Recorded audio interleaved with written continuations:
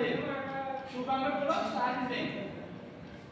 ఎందుకంటే ఎలా print చేసుకుంటానంటే first 1, 2, 3, 4 నేను ఈ ఐ వాల్యూ ఏ వాల్యూ వాడుకుంటాను ప్రింట్ చేయడానికి stars.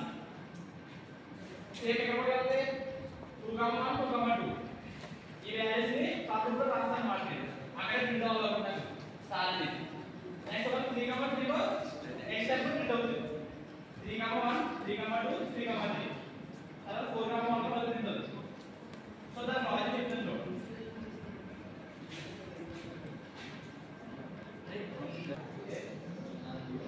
1, 5 for J in range. Same is 1, 5. ఎందుకంటే 5 అని తీసుకున్నాను 4 దాకా ప్రింట్ అవుతాయి. 1 అంటే ఒక స్టార్ అలా 4 స్టార్స్ ప్రింట్ అవుతాయి అంటే 4 స్టార్స్ వస్తాయి. ఫస్ట్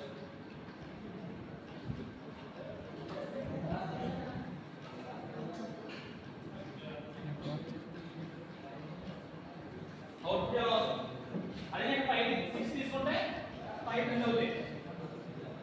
సో కండిషన్ ఏంటంటే if I greater than or equal to J అవుతే print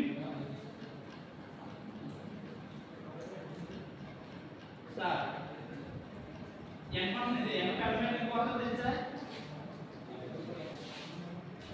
ఒక పైథాన్ ఏం చేస్తుంది ఒక స్టార్ ప్రింట్ అవగానే నెక్స్ట్ వన్ స్టార్ పక్కన ప్రింట్ చేసేస్తుంది.